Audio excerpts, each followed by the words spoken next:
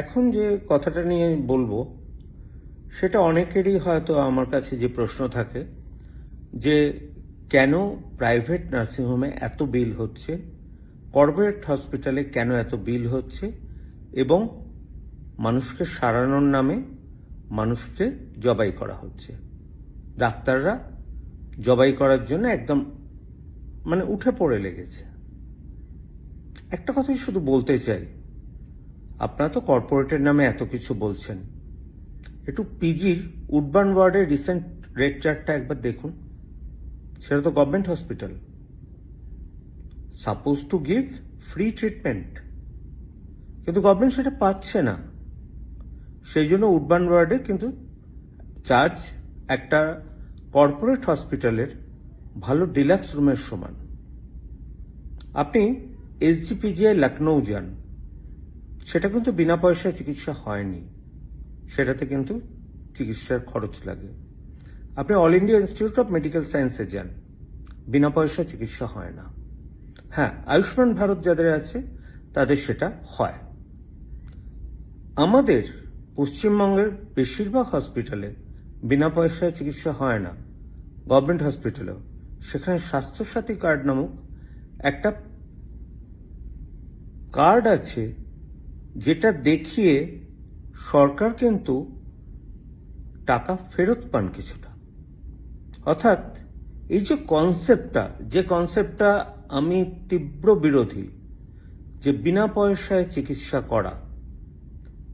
বিনা পয়সায় আমি চিকিৎসা করলাম, কিন্তু যে পেশেন্টকে আমি ওষুধ লিখে দিলাম সে কি খেতে পারবে সেটা বিনা পয়সায়?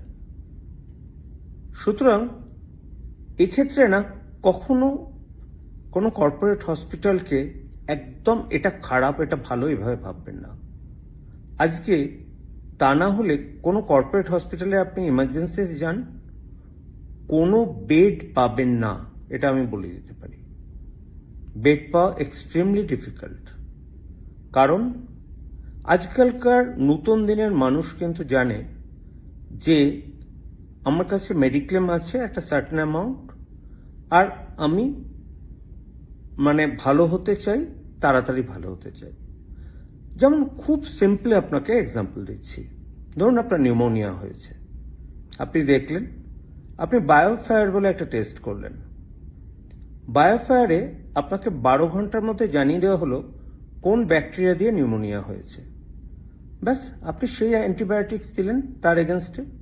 তো আনফর্চুনেটলি বায়োফায়ারটা আপনার বাইরের দেশ থেকে আমদানি করতে হয়, এবং এটার খরচ পড়ে যায় প্রায় 12 থেকে 16,000 টাকা। তাহলে কি হবে সাধারণ নার্সিংহোমে? স্পুটাম ফর গ্রামস্টেন কালচার বেরোবে না, ওয়েট করবেন অ্যান্টিবায়োটিক্সে কাজ করলো কি করলো না, আর বিল বাড়তে থাকলেই এবং পেশেন্ট না সারলে ডাক্তার এবং হসপিটালের উপর চোট পড়বে। একটা কথা জানবেন, রেসপন্সিবিলিটি সবার। আপনারাই রেসপন্সিবল আপনাদের খরচ বাড়ানোর জন্য। যার যেরকম সামর্থ্য তিনি সেরকম হসপিটালে যান না, কে বারণ করেছে? সবার কি একদম নাম্বার 1 হসপিটাল লাগে? Second grade, third grade hospital প্রচুর আছে, তারা কিন্তু অনেককে ভালোভাবে সারিয়ে দিচ্ছে। ইভেন জেলার সদর হসপিটালগুলোও কিন্তু আজকালকার যথেষ্ট ট্রেন্ড পার্সোনালিটি থাকে। সব প্রফেশনে যেমন সবাই ভালো হতে পারে না, ডাক্তারিতেও সেরকম সবাই ভালো হয় না।